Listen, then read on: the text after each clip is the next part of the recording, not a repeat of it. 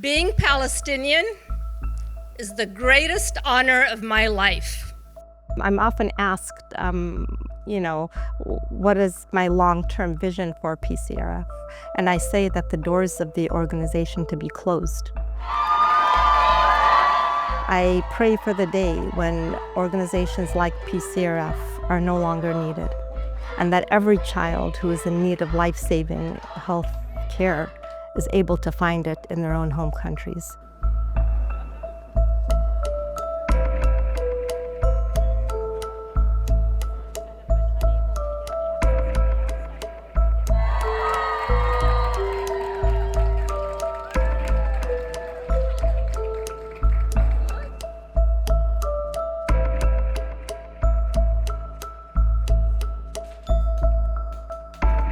I grew up in Denver, Colorado, up until the age of 12.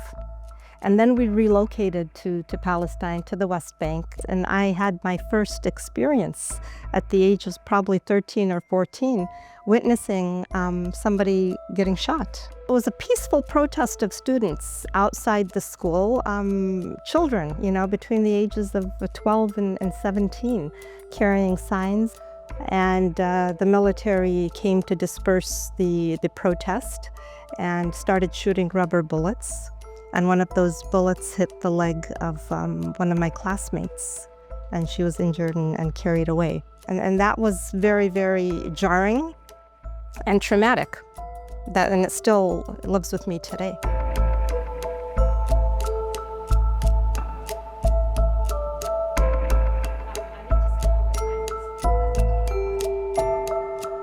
I had to prove myself, more so than my male counterparts would have had to. People weren't accustomed to coming into an office, seeing a woman, speaking Arabic, and actually, being able to help them in a way that they did not expect. The older I got, the more refined I think my thinking became in terms of what can I really do to be most effective in the social and civil, communities movement, let's say, for Palestinians, Arabs, Muslims, in general. And that would be to utilize my legal skills somewhere where I could be the most effective. And the opportunity to do so within PCRF came along.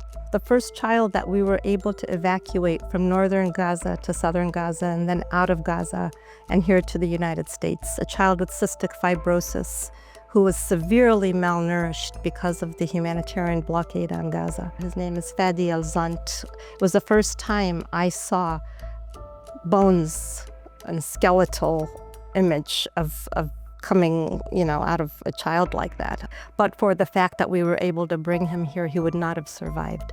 When you see the impact of what we do in real life, and that was the first time I saw a before and after of a child that suffered as much as this child did, it really reinforces, why it is that I do what I do. Join us in rebuilding a future where every Palestinian child grows up healthy, safe, and free. And I promise you, in the name of the over 50,000 children and babies that have been killed or injured, the over 45,000 orphans left without a mother, father, or both, and the thousands suffering from malnutrition and illness, that PCRF will not rest until that day comes. Thank you, and free Palestine.